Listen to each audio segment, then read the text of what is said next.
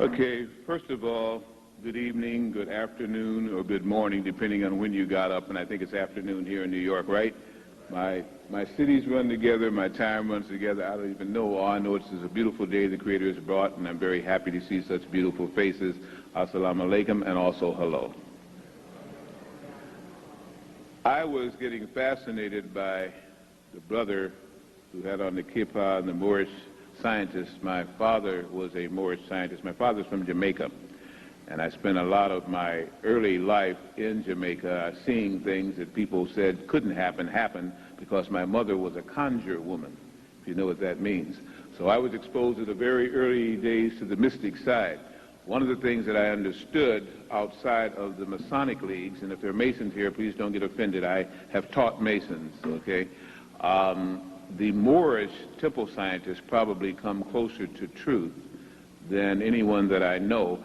The truth has been so scattered throughout the quote-unquote diaspora till to get segments and get returned to what seems truth now sounds like a fairy tale.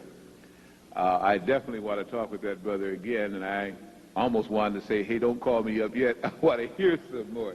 I don't do that often. So as far as I'm concerned, in my limited fashion, the brother had a lot of truths, and I find again that the populace of New York has been very blessed. It's just that many of them have not taken advantage of their blessings. You have a lot of brain power here. As I always start to do when getting into my presentations, I don't like to call them lectures. Lectures can be boring. I hope none of my presentations are ever boring. If they are, then I need to stop coming here. I try to give a little background as to where I get information from or how I reach certain conclusions before I bombard you with facts and entertain you with the humor that it goes along with my personality. I still find, I think education should be not so serious, especially if it's enjoyable, and I try to make it do both. So those of you who take notes and are bookworms and are researchers and so on and so forth, not all of this information comes from these books. Some come from pamphlets, some come from other sources, but in the main, again, these are books that would probably bring you the information you're going to hear until it gets to the very heavy psychic part. One is called The Redundant Male. The Redundant Male by Drs. Jeremy Cherfas and Dr. John Gribben and Cherfas. Another book is The Physiological Enigma of Woman. The Physiological Enigma of Woman by Professor Hilton Hotima. Professor Hilton Hotima. Another is The Great Red Dragon. The Great Red Dragon, again by Professor Hilton Hotima. The Sky People. The Sky People. Brinsley Lapoere Trench. Brinsley Lapoere Trench. The Star People. The Star People. One was sky, the next is star. By Brad and Francis Steiger. Brad and Francis Steiger. Man the Unknown. Man the Unknown by Alexis Carroll. Alexis Carroll.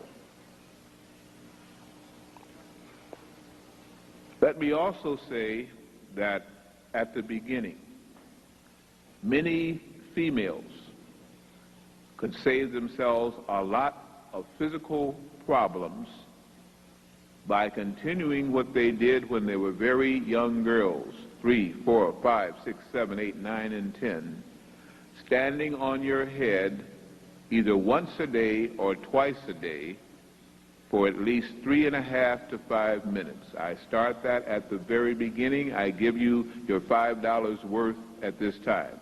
If you want to make extra donations later, great. You can leave and go home if you just understand the importance of what I just told every female in here. Stand on your head once a day. If you can't do it now, have somebody hold your feet up. Invert your position of your body for at least 3.5 minutes. If you get dizzy as soon as you start it for the first 30 days or 30 seconds, and then keep on trying, and if you don't do it but 5 seconds. If you could invert your body for 3.5 minutes a day, which gets away from this tremendous gravitational pull on this planet, and all of the iron and poisons that are in the earth, and give you a chance to reverse those cell structures and let the blood, just like the river Nile, run backwards, you'd save yourselves a lot of problems. Now, that's the end of the lecture. It was good talking. Also, again, I have a large group. It's not really so large. We have about 18 active people and about 7 very active people in the Meta Center. And then we have close to 200 members. I wish that I see them usually once a year during the so-called holiday celebrations. One of the ways that we raise money is selling the booklet of prophecies. Most of you have bought it. If you haven't, please buy it from me before I leave. It's $3.50. The booklet of prophecies. It lists the 34 prophecies for the United States. It's cross-referenced between Nostradamus, Edgar Casey, Mother Shipton, who was a black woman, lived in Louisiana. She doesn't get the publicity she should have. She was an excellent psychic and prophet. Paracelsus, and a couple other people, and then the Holy Bible. I do that because most of us are more familiar probably with that book than any others, although I do understand the sophistication of my audience here, so I'm simply not denigrating, I'm simply sharing. Wherever we found those things listing a thing that seemingly was the prophecy once or twice, we listed it. We came down with all the things we could have said to 34 prophecies, 4 of which are my psychic ability in effect, and I hope that they are good and standard as the rest of them are. I don't tell you which 4 because then you say, well, those 4, Brother Blair, I'm not going to think about. I'll just go by the old masters. Also, we have a special earthquake insert which shows the 20 most earthquake-prone cities and why, the last time they had one, and so on and so forth. And around New York, around Buffalo, is listed. Also understand the prophecies said for these islands here. And understand that from 96 on, this will probably happen. You'll start getting, in this year, 94, an idea of what's going to happen because everything that can happen will happen one time at least in 94. That means we're in for one heck of 1 year. It was clear people understand what we're coming up against, trying for one more time to let those pompous, egotistical maniacs become at least human and show some signs of spirituality. The books have already said they will not. If they do not, then it starts. Right now, these are warning timblors. They're really not even trimmers yet. They're trimblors. You haven't seen what nature can do when nature finally loses her cool.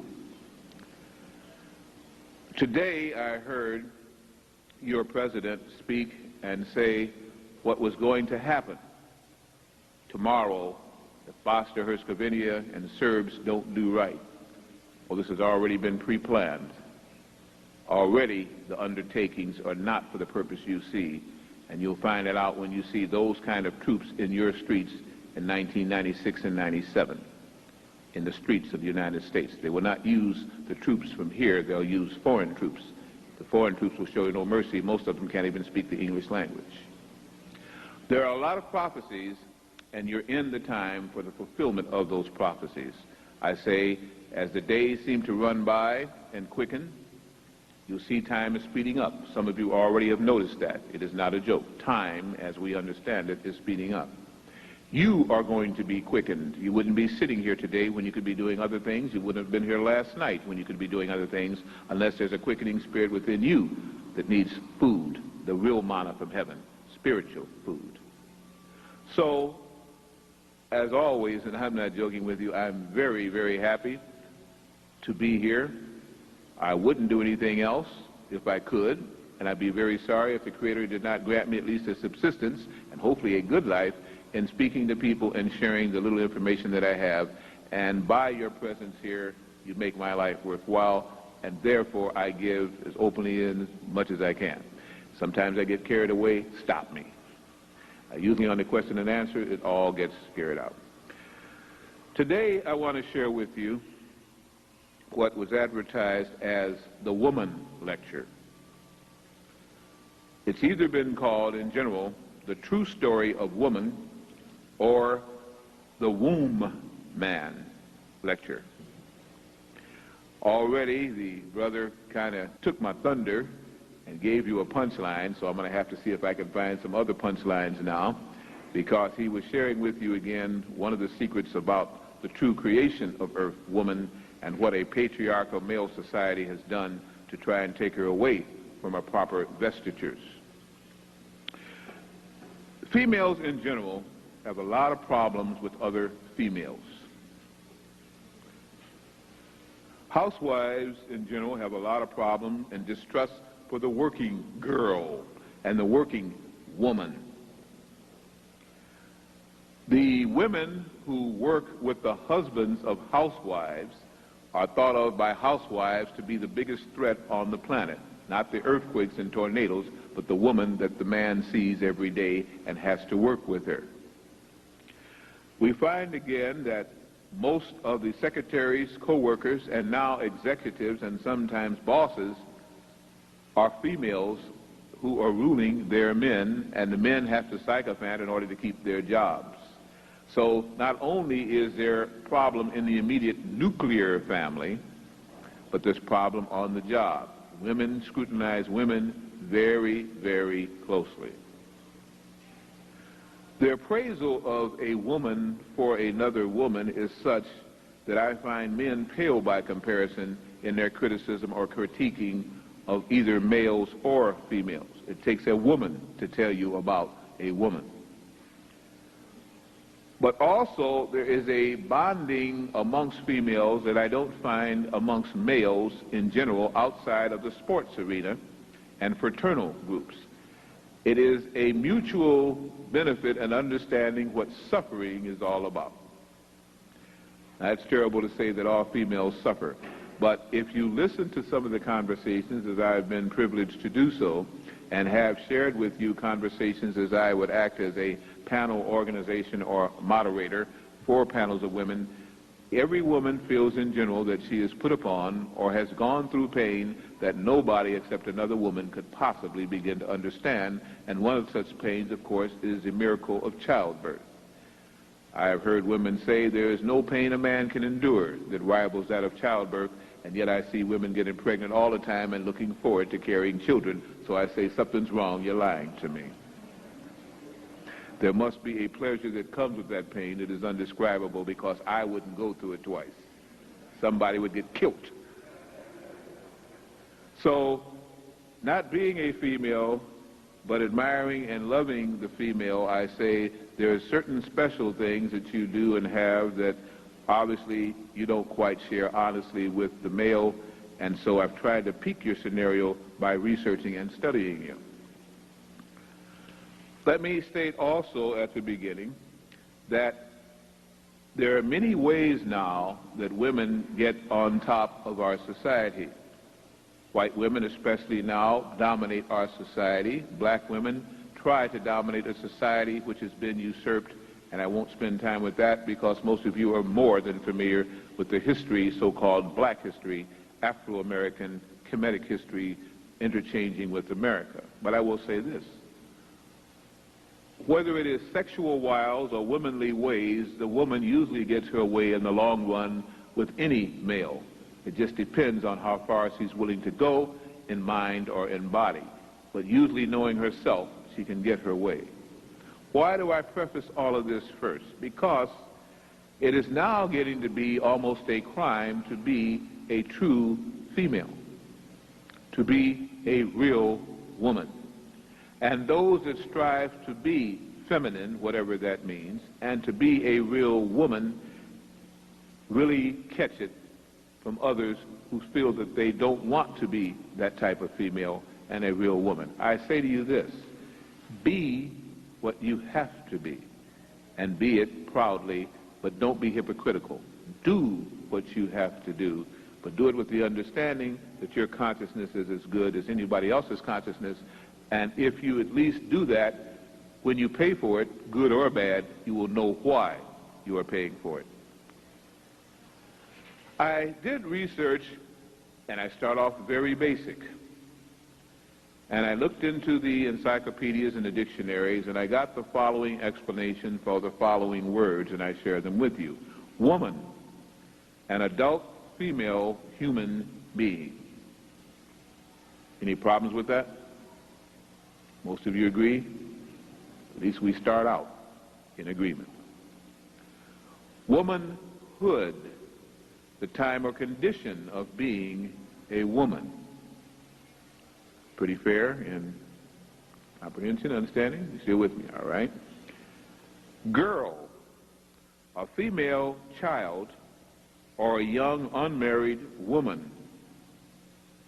But then I also looked up and I found out in Teutonic times, I didn't ask for this, I just found it, the word girl meant young boy. That interested me. I then looked biblically, and it stated, created from Adam's rib to be a helpmeet to man. And I thought about that, a helpmeet, and I said, how do they spell that? M-E-E-T or M-E-A-T? But since man is the dominant species on earth, and since man was supposed to subject and subdue, then the meats have to go under. Women is and women are the weaker sex. We all know that. Everybody's aware of that. And I'm going to read you some reasons to prove exactly what I just stated. I mean, I saw some turnings there, grimaces. You all are aware that women are the weaker sex, aren't you?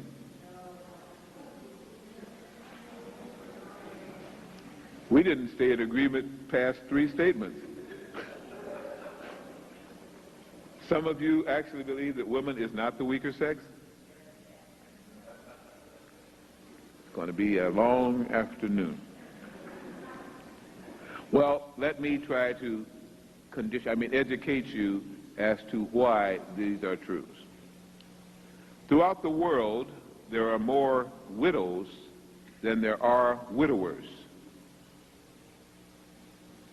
There are more women, 100 octogenarians and over, than men. Well, you're looking at me. I'm telling you how I'm going to prove my statement. Just bear with me.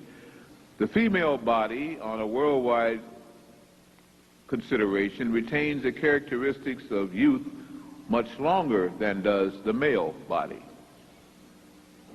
Can you get in the picture? Less or fewer women have hardening of the arteries than men, the incidence of ulcers in men, and again, most of the deterioration and the signs of age show less in the female body than they do in the male body. Told you I was going to prove a point. There's more heart failure and apoplexy in men than there is in women. Women can usually hold their breath without deterioration of cell structure deprived of oxygen, and much more less suffocated than men. And women can usually endure cold weather on a general basis better than men and can adjust to heat temperatures when their thermostat works correctly more so than men. Are you beginning to see the picture of the proof of what my opening statement was? How many of you are still with me? Confusion and puzzlement. Oh, good. Women in general at higher altitudes, like in the Andes Mountains and so, can usually carry heavier loads than men because the muscle fiber is toned better, and the amount of oxygen within the cell structures is greater than that of men. The female brain not only has a finer texture and more complex organization than that of the male, but relative to overall body weight, it is 1/4 pound heavier. There are fewer female baby miscarriages than there are male baby miscarriages. And during childhood, the female is mentally superior to male. because the girl of 7, usually because of the rich thyroid hormones, has a brain capacity and a body capacity that dwarfs a boy in both mind and body. They're usually taller, more symmetric, and have better brain cohesion and function than does the boy. So now you understand that I have hopefully proven to you my opening statement. Is there anybody now that disagrees with anything that I said? I didn't think you women would. And I know the fellas have just said, what in the world has gone on with that nut up there? Bear with me, okay? But by the age of 12, or when what is called puberty sets in, most of those things begin to change. So much so that by the time the men and women reach 21 years of age, the women, in suffering so much mental, physical, and nerve endurance, has a hard time competing or goes one-sided.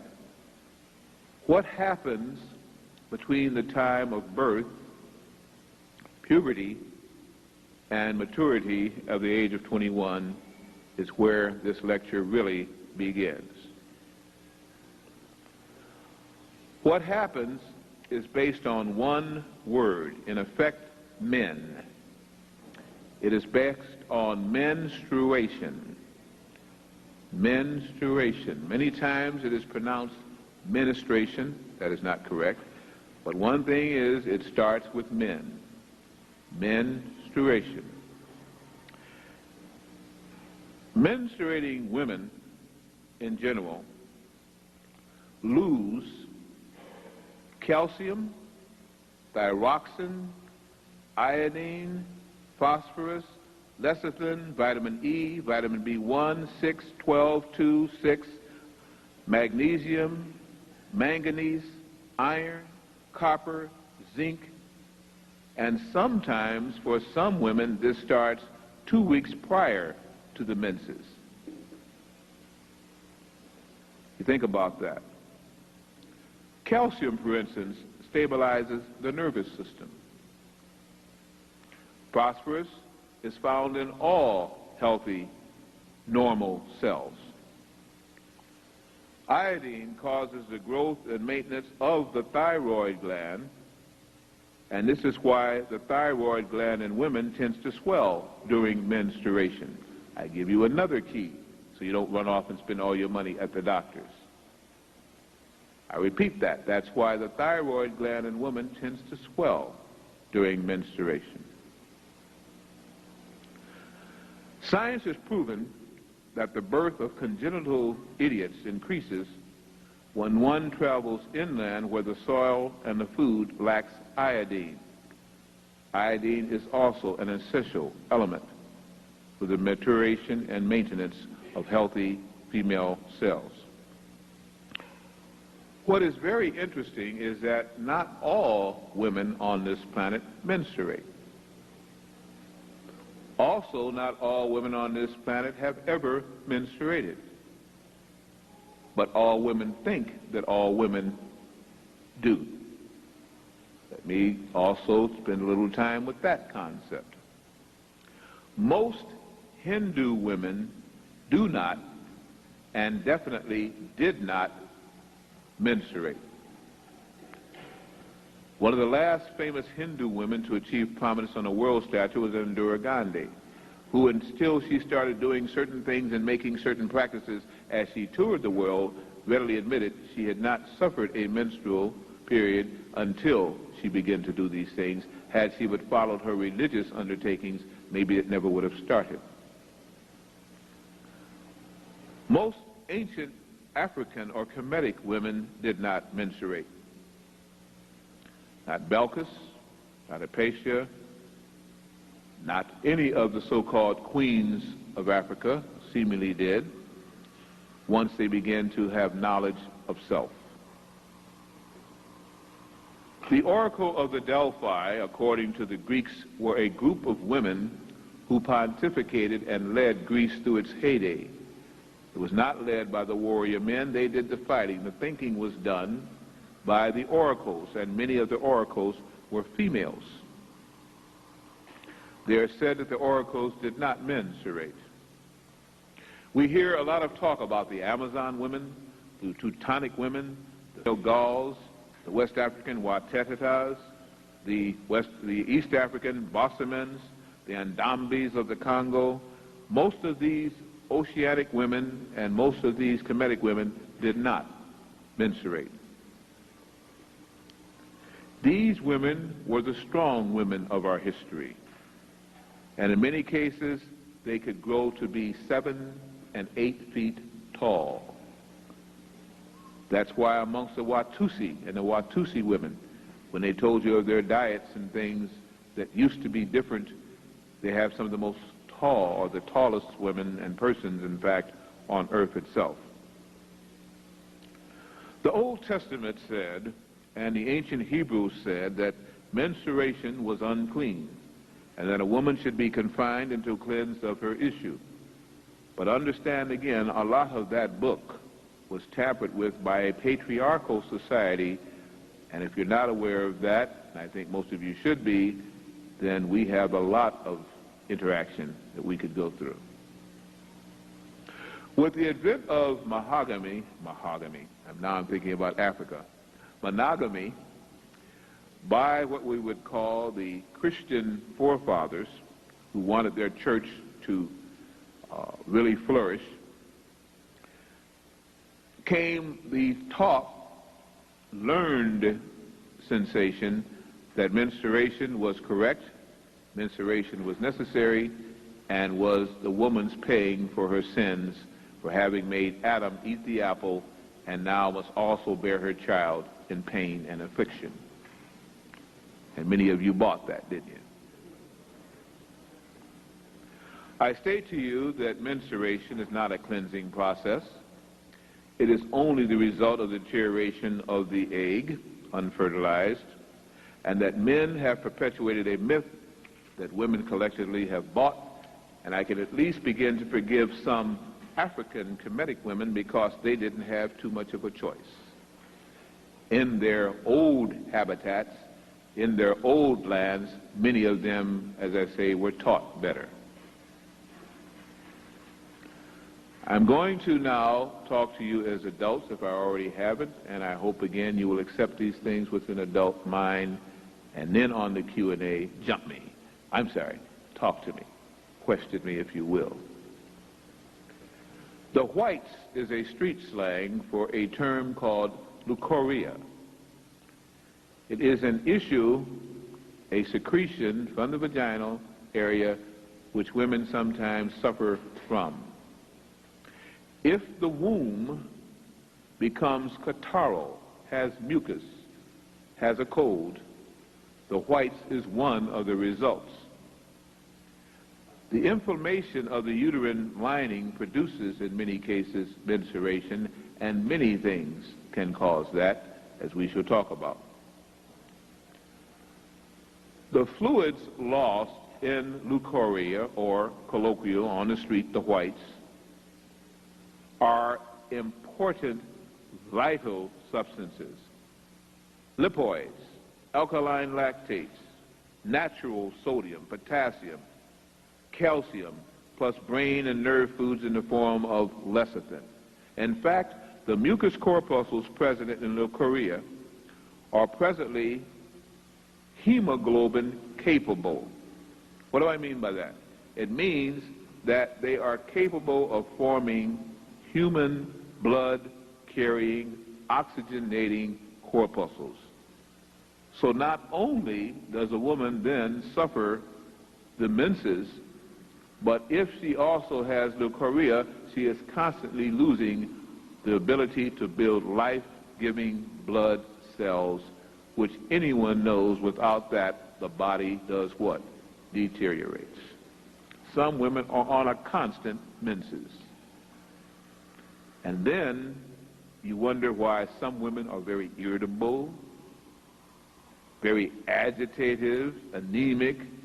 They get dizzy and have migraine headaches and jump at the sound of a firecracker 20 miles away, which they think they can hear. If anyone suffered that kind of loss from puberty till death, I wonder again why women are not half crazy.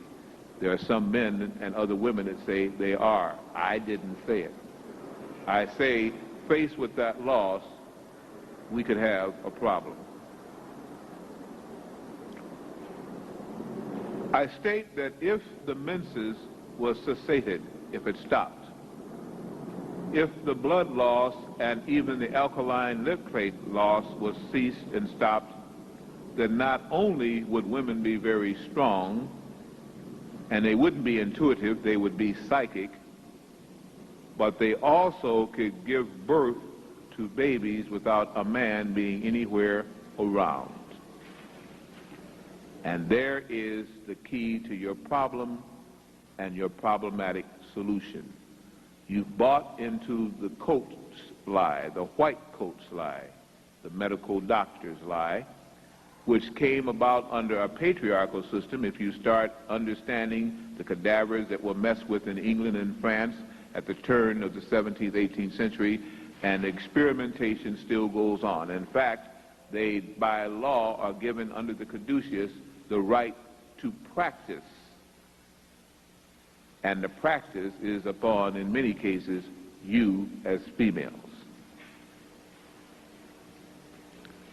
There was a theory called the Ovist theory, spelled O-V-I-S-T, pronounced Ah. It was proven, not postulated, I repeat, proven by Professor Jacques Loeb of Stanford University, that the embryo develops from the egg alone and does not require spermatozoon. Did you hear what I just stated? According to Professor Loeb, you can make a developing embryo to become mitigated and go into first, second, and third trimesters of birth without the need of the male sperm, under certain circumstances. The prevailing medical theory is one of epigenesis, and it says, again, that you must have the union of sperm and egg in order to produce and in order to get pregnant. Maybe.